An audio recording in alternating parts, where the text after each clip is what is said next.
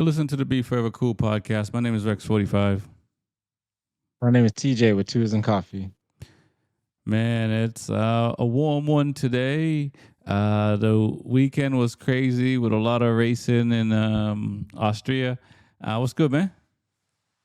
And I can say the same thing. It's a little warm up here too for the time of the year, but I'm gonna take all the warmth I can get. Right. Well, yeah, what a weekend of racing. I mean, for coming off of a race Silverstone where it's just full out gas and really no hard braking, this track is such the opposite. Right. And a lot more fighting here. And then, this track actually was adjusted a few years ago, where they added a chicane after the one. Um, Yeah, because of so it's a little different now. So, but it's pretty nice. It was a nice fun weekend, all classes actually. because of Morbidelli, Zarco, and a couple of Oh, flying I didn't bikes want to bring it up.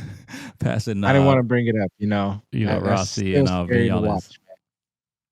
Still scary to watch that replay of that incident. But this is the track that it happened at, and because of that incident, yeah, no longer. That's a long straight right there where they had to cut it in half.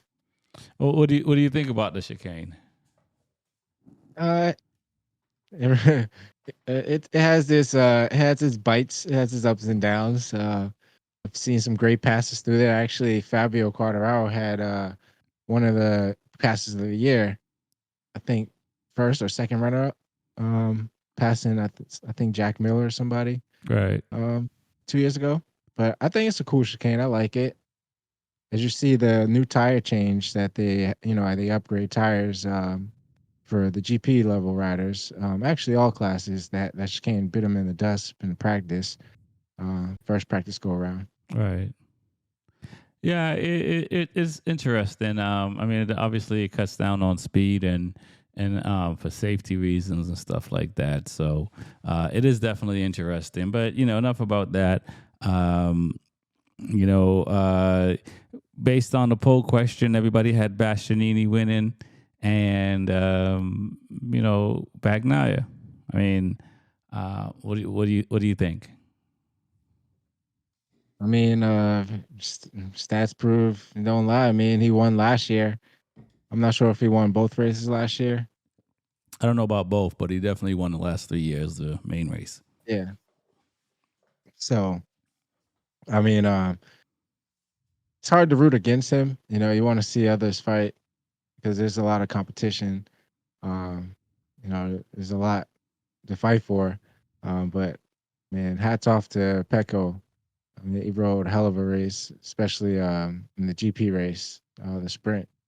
I mean, it was a dogfight, but he still rode a hell of a race. Somebody either asked me or I saw it somewhere.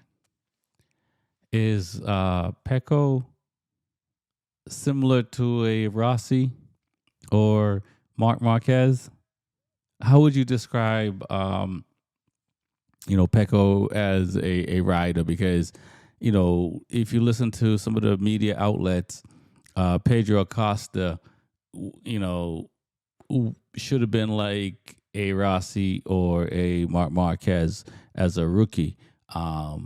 But how would you classify, Bagnaia? Because his entry into MotoGP didn't come with all the hype that Acosta, like a LeBron James, coming into the league, right? No, I do agree. I mean, I can't say that it's a Mark Marquez thing. I could say it's more Rossi, more of just adapting to every moment, uh, and keeping that focus. It's just you look at the leadership. I think as far as when he probably came in, at the time Rossi was more superior than Mark Marquez at the time. So that was probably more of his idol, I'm assuming. Um, but I think he got his own style that people will imitate, like they look up to Rossi and Mark Marquez. But I would say I'll lean more towards the Rossi side. Yeah, it's interesting. Well, when you say lean more towards Rossi, what do you mean by that? And I will say this because this is how I look at it. Like Pecco's been in MotoGP, I believe, for 6 years, right? So it's not like Rossi coming into MotoGP or back then was the 500 cc MotoGP, but nonetheless came back in and dominated right away. Marquez came in as a rookie, dominated right away. Pecco took 3 years. Yeah, I mean, actually, it's hard to compare because like both of the two are like because Rossi for one made his name by you know his wins and also his celebrations. Right, right, Um, that part of Pecco, he's more on the quiet side, but he gets the wins. Like same with Mark Marquez. You see when he gets the wins, he's dancing and he's celebrating, but it's not too flashy. He's still focused. Um, but it's just he's trying to get his wins up so he can, be looked at like one of them as well. I right. think Yeah, so. He's trying to develop his own. I agree. He's definitely trying to be his own, and um, to me, he seems like a Jorge Lorenzo. When he's out front, he can manage the race really well. And I think I said this already on the show. He has to make his move in the first lap generally.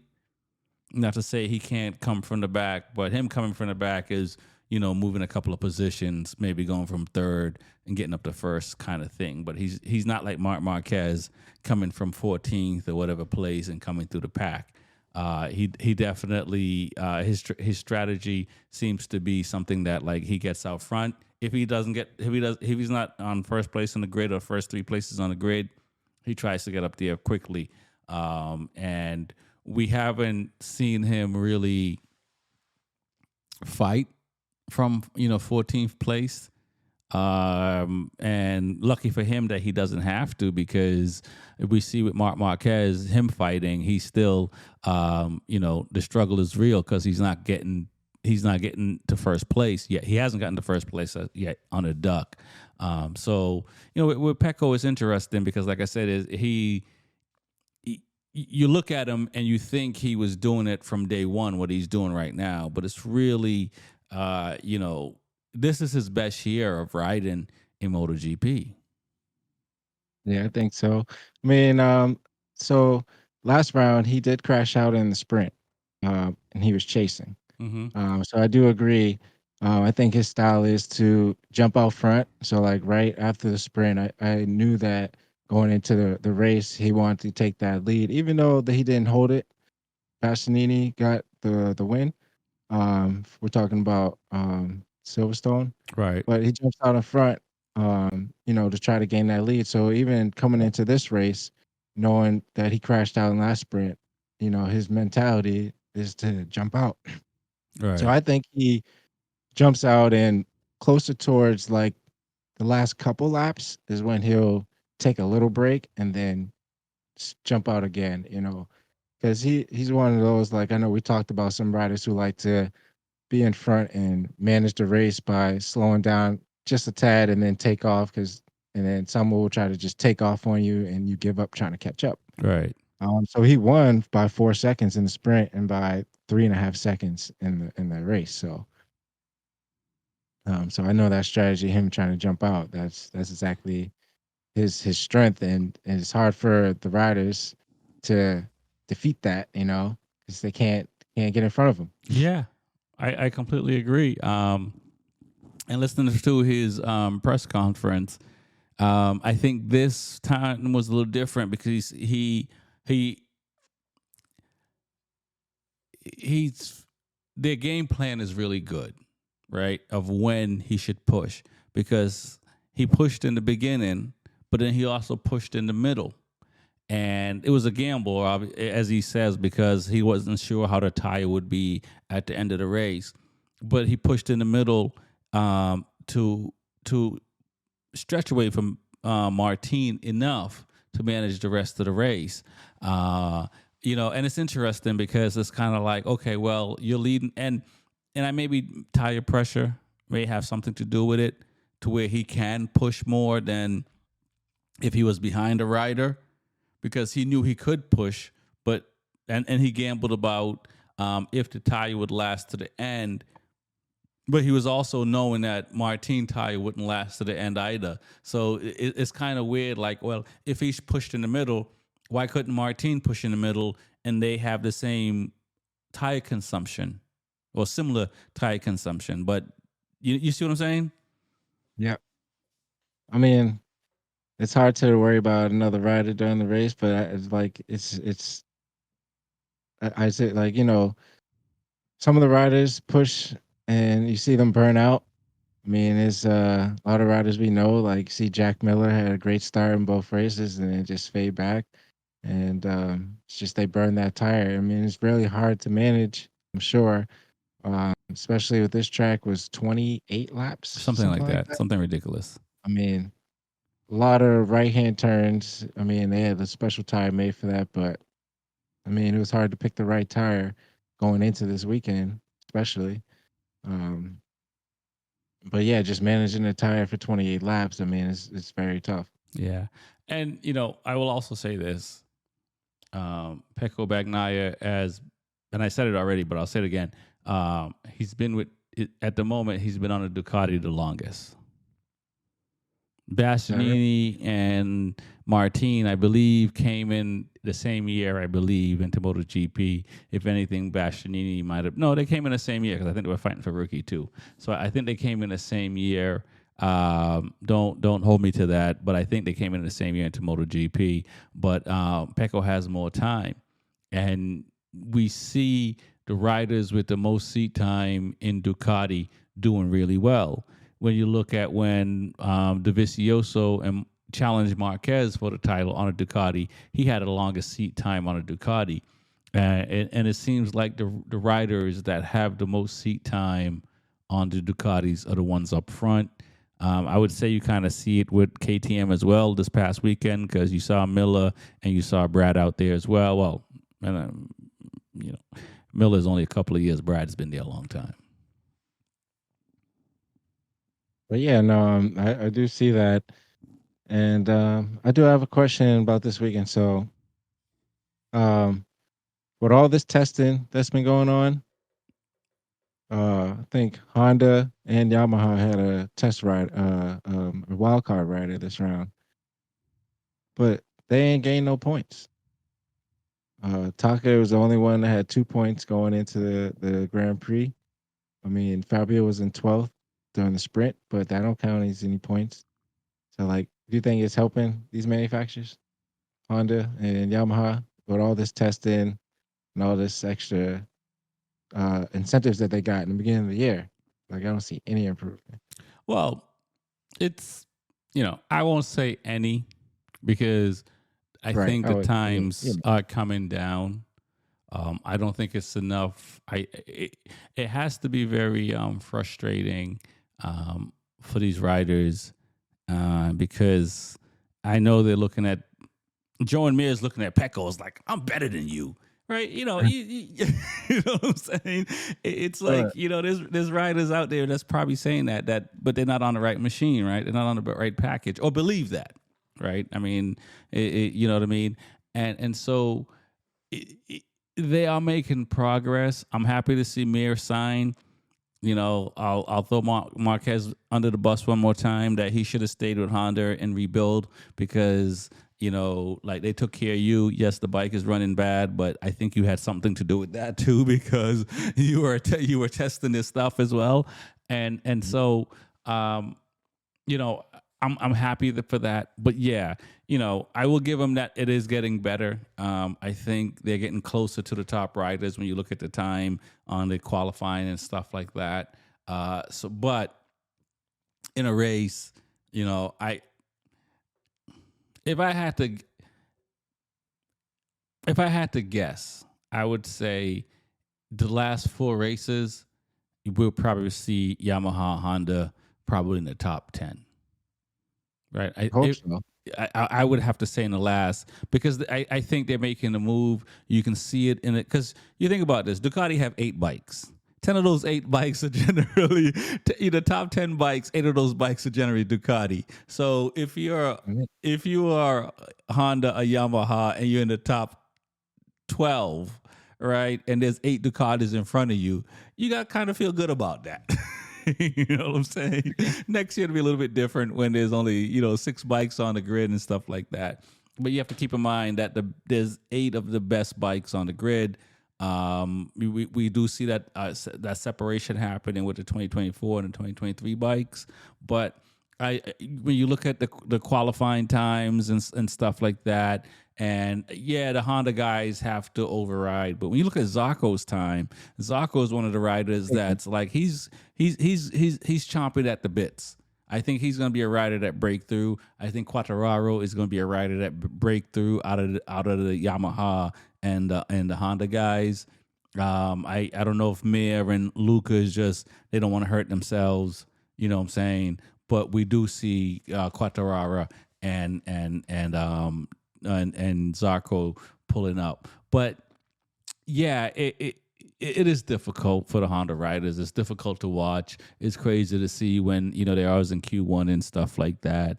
And for teams, right? What kind of motivation is that like? Like, you know what I'm saying? You're rebuilding. You're trying stuff. Some things are not going to work, and you have to get up every day and believe. And that's hard, man.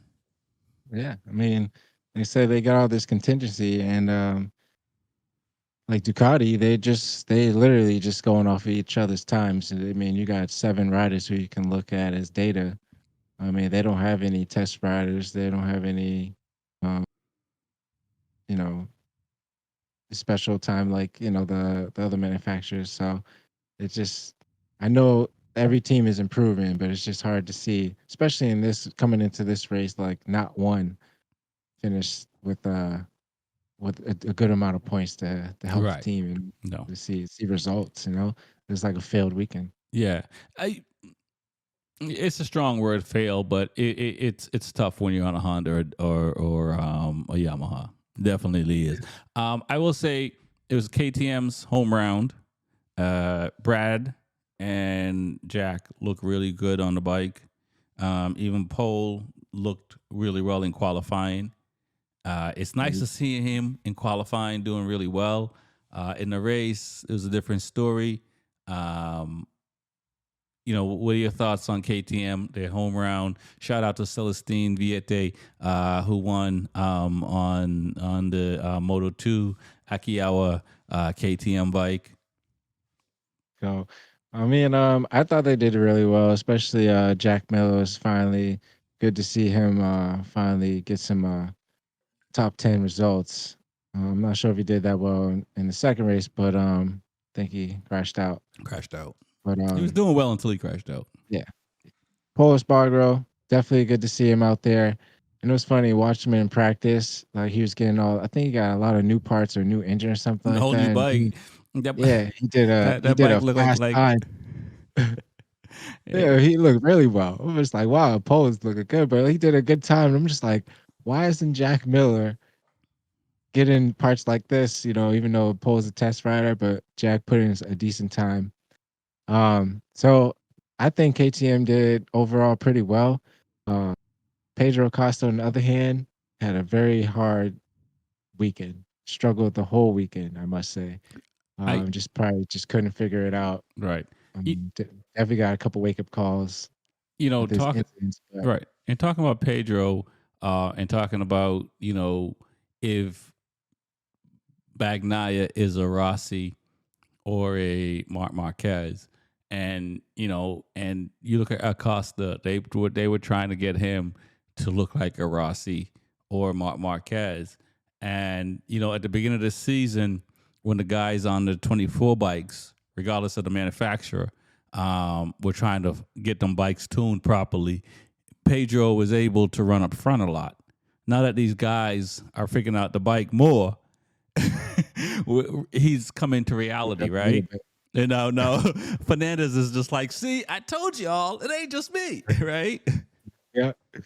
They give that little extra fight trying to keep up, and they just can't. Yeah, And that's where the mistakes happen. And you're starting to see it. Even Marquez struggling. It's just those 2023 bikes. You just gotta. I mean, on Pedro's hand, he's still learning. So that's something. It's just another learning curve where, as he can see himself, that in the beginning of the season, he had that adrenaline, and everyone had their same pace that he was can run up front. But when everything is tuned and dialed in, when everything really starts to matter, we see the yeah. difference. We're seeing that, and it is it's clear as day. And for a rookie, I mean, he's still That riding track's phenomenal and stuff like that. And I assume the people close to him is telling him like, "Don't worry, this is normal," and that's how it should be, right? You look at all the sports; it doesn't matter when you come in and they try to make you the next great hope. It, that's it's they put you on a pedestal that you might not be able to reach sometimes. That's not good for the psyche sometimes and stuff like that. And so what I can tell so far from seeing him on screen, I think he's taken this adjustment with stride, which is most important. But it's MotoGP, man, and like we've been saying from the beginning of the year, we didn't think that these people are just gonna let you come in and just take it. You know what I'm saying? It's like like you know what I'm saying. It's MotoGP for a reason, and and I and, mean, he and we're poked his way in though. second. He poked his way in. I He mean, he def he definitely did, and don't get me still is. wrong, like this is his first year. Mhm. He's gonna come back with a vengeance. There's no Oh doubt yeah, in that. You know what I'm saying? Because you look at Coco Goff and these young people who have come up in the sport and poke their head up right and say, "Hey, I'm here. I'm gonna be an obstacle for you guys that's gals that's already been here." It's nice to see, but they're gonna go back home and do their homework and come back like she's done. And I think that for Acosta, he's gonna come back and be very strong. Um, Personally, I don't. I think it's gonna be really hard to beat Martin, Marquez, Bagnaia, Bastianini next year. But I do believe he'll be. I mean, it took her. She was like 19, 20, and so she had like 3.5, 4 years, give or take. I think it's probably going to take him maybe a couple of years to do that because, like I said, these riders that are at that level, they're not just going to let you come in and just give it to you. So you got to be better than them, and you can't beat that experience. yeah, definitely. I was also thinking the experience. I mean, I know that he's rode Moto 2 at this Red Bull ring, but riding the GP bike's a whole different level. Sometimes I just think you need more time on a different track. I mean, it's not like they're riding the same tracks all year, so you gotta figure it out right away in the practice session, and that's something that Pedro on hand could not do, and therefore, like the race results, you see, it was a little harder for him. I mean, I think this is probably one of his worst races out of the year so far, though. I believe so. It was the first one I think that he didn't make it to the Q2, and he crashed a lot. Yeah. Oh man. Yeah. Yeah, high speed Yeah. crash too. Shout out to DeGen Antonio, dislocated shoulder. He crashed out and hurt himself. Ayaguro, recover, come back soon. You got a good one because a lot of your competitors in the top fighting for the championship also didn't do really well this weekend. So you kind of you got to come back soon. Yeah. It was tough to see Igor get hurt, especially with the new Contract signing and and yeah, everything contract. It's a little spotlight now, so yeah, that's tough to see, right. especially if you are the team who signed him, you don't want to see riders get hurt. You know, You don't want to see riders get hurt. We're gonna jump around a little bit with Moto 2. You don't want to see riders get hurt. You have to sit here and look at Furman though. Ducati has to be wondering now, like, did we sign this? Did we right? sign the right guy? He's been struggling ever since. He Like, has. ever Like I since, like go ahead. no, I was gonna say ever since, nothing consistent at all, No. crashing out in and long lap penalty, well, receiving long lap penalties, crashing out, and I don't know, just always And then fighting just from not behind. riding good. Some days, yeah, Yeah, for whatever start reason. riding good sometimes. Like I don't get. He's very inconsistent this year. I'm not sure what's going on. I mean, yeah, I don't know. Right. That is a hard Right. early decision for a team like that. And it's possible that he could have some animosity, right? Because when he signed that Ducati deal, I don't know if he knew Pramac was leaving, and now that Rossi's team is solidified, I don't know if he's happy going to Grassini. And not to say Grassini is a bad team because Marquez is fourth in the championship. Alex is doing really well, but sometimes you drink the Kool Aid. You know what I'm saying. And he forced some folks' hand to say he had the contract early in the year with Ducati, but now it's kind of like you're on Grassini, and Rossi's getting a 25 bike. You're gonna, Grassini's gonna get 224 bikes, which that's not a problem because the 24 is doing really well. But what I'm saying, I don't know what's going on with him to, cause him to do how he's riding and stuff like that. But like, What did he expect? say that I again. mean, I said, what did he expect? You signed a contract years out to go to MotoGP, and they didn't tell you a team he was going to be on. You're just going to be on a Ducati. Right. You can't get upset now when it comes down to if that's the case. I, I, You should just be happy to be on a Ducati. well, because you would think that once you got your contract, you can ride free because you're good, right? But he's Right. not riding That free. too. That is another case. It's not. Yeah. So yeah, I don't know what that is. What is going on with Aldeguer? Yeah, and so With with the him, contract. he really he playing with fire because um like it doesn't matter the sport, like you get there but you got to earn your keep. You don't get there and think people are just going to let you take days off and come back when you want. You know what I mean? You got to earn your keep, and he's riding right now, and especially you look at Lopez. They're on the same bike, and Lopez finished second, and so it's really hard when you're down in the stats like that. So for Aldeguer, he gonna have to figure that out, man, because it's easy to end up like Augusta Fernandez. And I'm not saying here saying Augusta Fernandez is a bad rider. It didn't help him with Pedro coming into the league this year, but also, MotoGP expect you to a certain amount of stats if you want to stay in MotoGP. Yeah, I mean, yeah, you gotta produce. I don't know the mental. I mean, it's everyone's on like the same regiment now. Like with the practice, like MotoGP with the practice, the second session. So you got to be dialed in quick, like right away.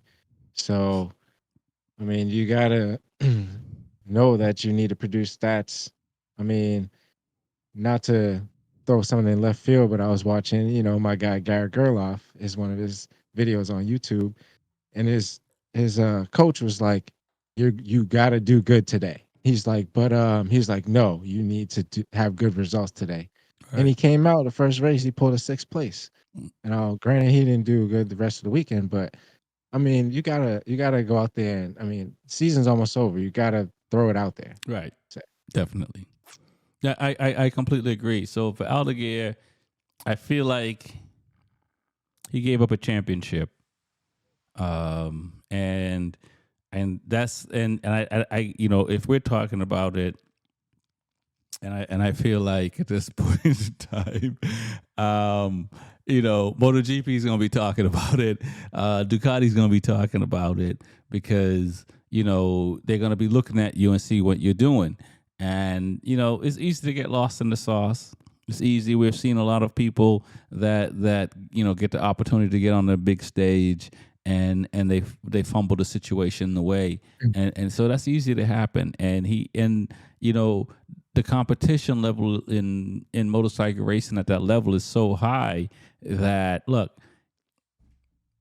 Remy Gardner won Moto 2, went to MotoGP for like 1 year, not 2 years, like Yep. 1 year. You Oh, know, you know what I'm saying? So, gone next year. go, you know what I'm saying? Sam Lowe, you know what I'm saying? Went to Moto, like, they're Ika Luka Ono, you know what I'm saying? They're What about really good. Darren Bender? Did Darren Bender win Exactly. Moto 3? He went to Darren Brandon went from Moto MotoGP. 3 to Right back. MotoGP.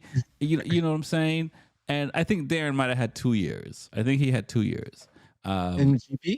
In MotoGP, I think so. I think he had 2 years. If I think No, I don't he was think on it was RNF Bender. for 2 years. We can look it up, and or folks can comment and let us know. But I think Darren was on in MotoGP for 2 years. But even still, like 1 year, 2 years, not enough, No. right? I mean, you know what I'm saying, and that's the thing, like because you need a year to really kind of get used to the bike, and then also depending on the manufacturer and where they are and so forth. So it really takes a few years, and I've complained about. What Tech 3 did with Ika, Luka Ono, Remy, and Sam Lowe's, right? Because Sam I think was on up earlier, and so I think the principals and the team owners needed to give these riders some more time as well. But my point is this: that like you can't assume that you got a job waiting for you. You can't assume that you're just gonna stay. So I think for and I'm a big fan of Furman Aldeguer. I do believe that you know when Acosta was in Moto 3 and he was in the European series and running, I do believe he was a better rider. When they both came into Moto 2 together, I still believe that he was a better rider than Acosta. And they were friends. They grew they practiced together and raced together as young kids. But I think that Acosta is taking, treating it more like a business, and I'm not quite sure if Fermi is doing the same thing, and it's unfortunate because he's a talented rider. Like Lopez, talented rider. It's good to see Celestine racing the way he's doing right now. Talented rider, right? These, Jake Dixon, talented riders and stuff like. Not to say the rest of these people are not talented in Moto 2 and stuff like that, but if you've been following the series for a few years, you can see it. So to see like dude, don't like you should be finishing top 5 and feel bad if you're out of the top 5. Yeah, that's especially the performance that he put on towards the end of the last year and getting his Exactly. name out there. Like uh, signing with Ducati, that's a big deal. It's not like you sign Huge. with Honda, even though just signing to MotoGP is a big deal, but signing to like Honda or something like that, it would have been a big deal, but not as big as Ducati. And the performance this year has just not been it. Yeah, so maybe it's one of those things where you just can't wait to get off the bike and onto a new project type thing, or uh, Catching attitudes now, like whatever, yeah, bro, whatever. yeah, Yeah, the suspension sucks, whatever. yeah, must be And it. who knows? But like he has to be mindful. That's all I can say about that. Um, Bagnaia, I want to say that. Bastianini, Jorge Martin, Elish. These are all guys that's been on the podium this past weekend.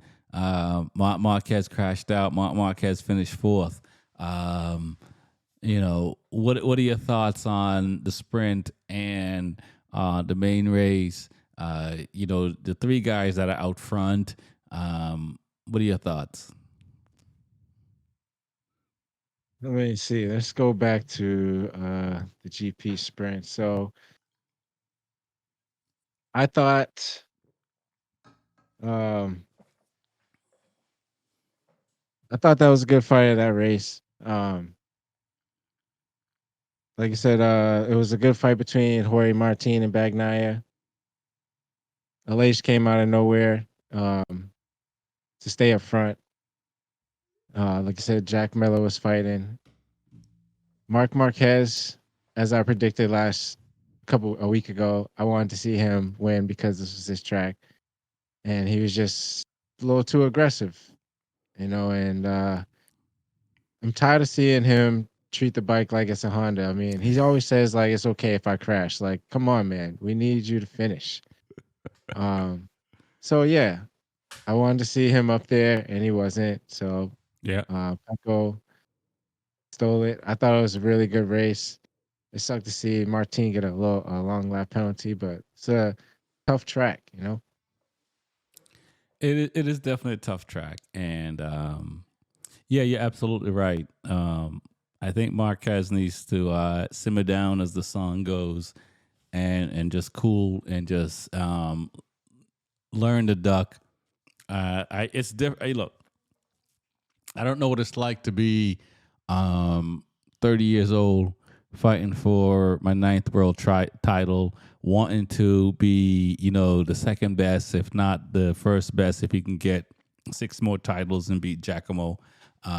Who knows? So I don't know what that mindset is like.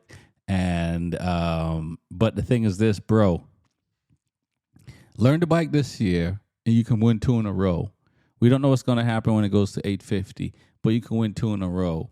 And I don't believe, look, is the 20, I'm going to ask you this.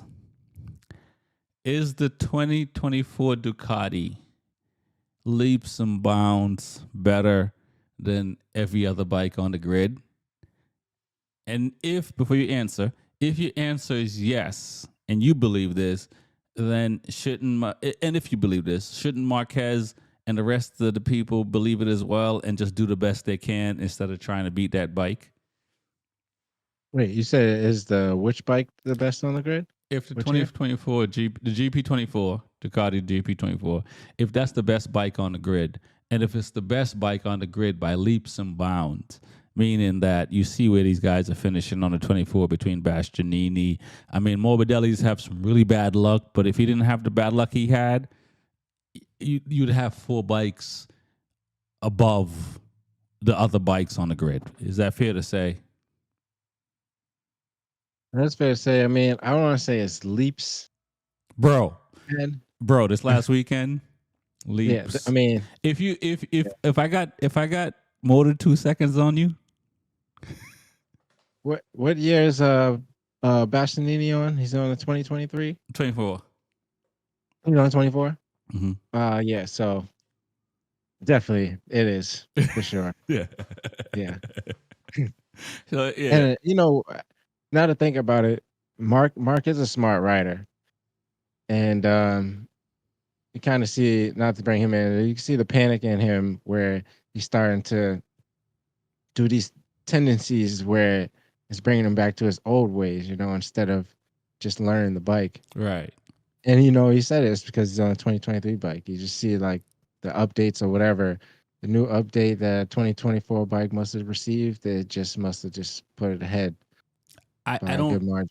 I don't think I don't think it's fair for him to say that. It's like, oh, give me the 24 bike, I'll be winning. I don't Yeah. think so. It's like, because I'm no Mark Marquez, right? But I rode twin cylinders from 2012 to 2015 on the street, on the racetrack. And I remember moving to an inline 4, and it took me like a year and a half because it's just a different characteristic. Now, granted, the Duck and the Honda are both V4s, but they're different bikes. And we see Vinales struggled, and he's been on 3 different manufacturers, right? We've seen Rins struggle. We've seen Mayer struggle. We've seen Jack. So and we've seen Rossi, right? And granted, the Duck back then was a bad bike, but you know what I'm saying. Nonetheless, it's like it still takes time for you to just get a feel of the bike.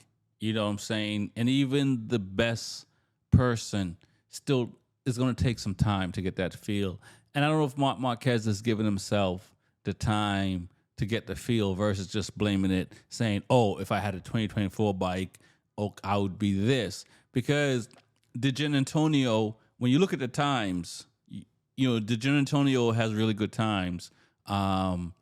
you look at Bezek. Well, you look at I guess Dylan John Antonio is the only person besides Mark Marquez because Alex Marquez and Bezecki's kind of been struggling. Yeah, I don't. I'm not buying that. Oh, he needs to be on a 24 bike. Um, to alleviate the problem because I do think that he has a lot of tendencies still with the Honda, and I don't believe he's freed himself of those tendencies. Those tendencies, not even bad. It's just different. Those tendencies when he's on the duck for him to say, "Oh, if I had a 24, I'll be right there," because Martin struggled when he first got on the 24. Pecco struggled when he first got on the 24. Pecco struggled when he first got on the 23. I don't know if Martin struggled on the 23 as much as Pecco did, but definitely, they struggled. And where Bezecchi, Gian Antonio, some of these other riders didn't struggle as much on the 23. Oh no, Bezecchi did struggle on 23 as well. So I don't know if I think it's easy for Marquez to be like, oh, give me the 24 bike and I'll be good. No, bro, I think you just need more seat time. I mean, I agree with that actually, 100%. I mean, a lot of people were also saying when he was on Honda, when he signed with Ducati, and they're saying that's all he needed. And like we say, we still see the same tendencies when the when when the heat gets on, when the pressure gets on, when you gotta go. Especially like in the second race where his ride height device didn't deploy. Right. That messed them all up, and then Morbidelli came up and tried to steal it, and he is like, "No, you ain't taking Right, that," and right, pushed him right. out. Yeah. And Morbidelli It's just like, is blaming him for that. But you're right. You know what I'm saying? But again, that's experience, right? Because yeah, I don't know if you caught the interview and Bagnaia is like, yo, bro, it takes me like at least 2 to 4 times to get that device right. And he pointed out like Martin waits till he get to the line and gets it right every time. So it's not everybody can get it right every time. Oh, apparently no one can I, get it I right every time but Martin. I didn't know that you had to jam on the front brake and like Yeah. a stoppie, that's pretty cool. Yeah. But to engage it. So you saw him try to like push down a little bit. Yeah. I was like, no. Yeah, so I think for Marquez, it's nice to imagine fighting for the title this year, and it's nice to talk about it. And I do believe I'm gonna use these words. I do believe he weaseled his way into a factory seat, but when you look at it right now, at the moment, does he really deserve the factory seat? I mean, like you said, and it's a long season. So in the Because beginning of the year, his fight, I could say that it was looking promising. Right now, as he's going back to his old tendencies, I mean, he just needs to flip the switch, figure it out and show why he's on the factory seat right, for because next year. his claim And his claim to fame is coming through the pack, but and, Bastianini does a better job at coming through the pack than he does. oh yeah, I mean, It's just because he's Marquez, they're talking about it. But you look at the stats, Bastianini does a better job coming through the pack. that is for sure. And Bassanini has 2 back-to-back wins this year. Mark Marquez has actually a lot of second places he got in the beginning of the season, but Yeah, so you far like lately, Like Pedro, right?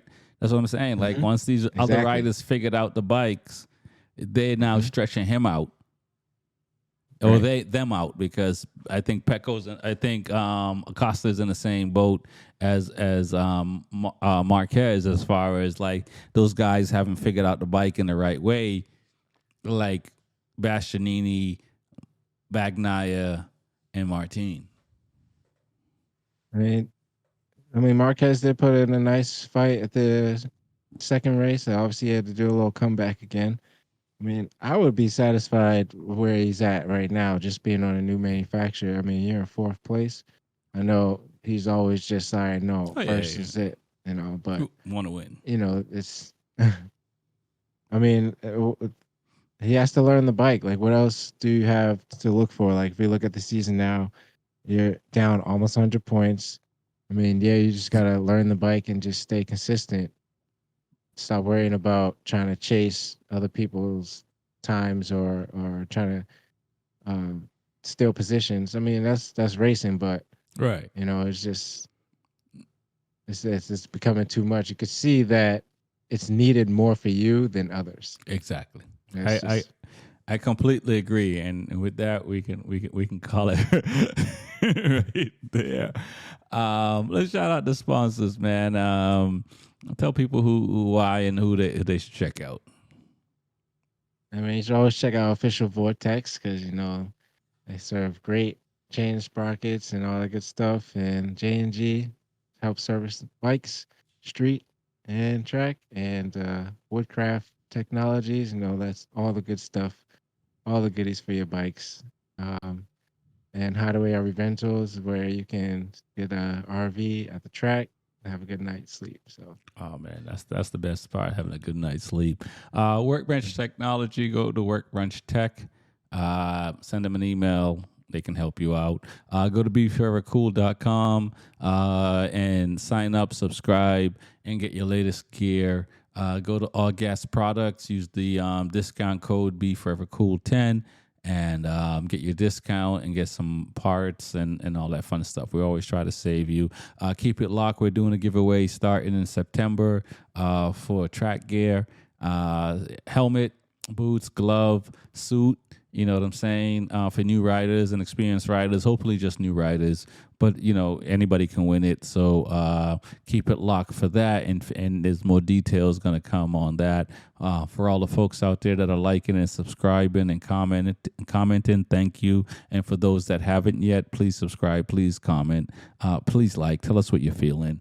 My name is Rex45. and my name is TJ, and we got racing in a week. And No we at doubt. Aragon. So, see y'all soon. Peace. Peace.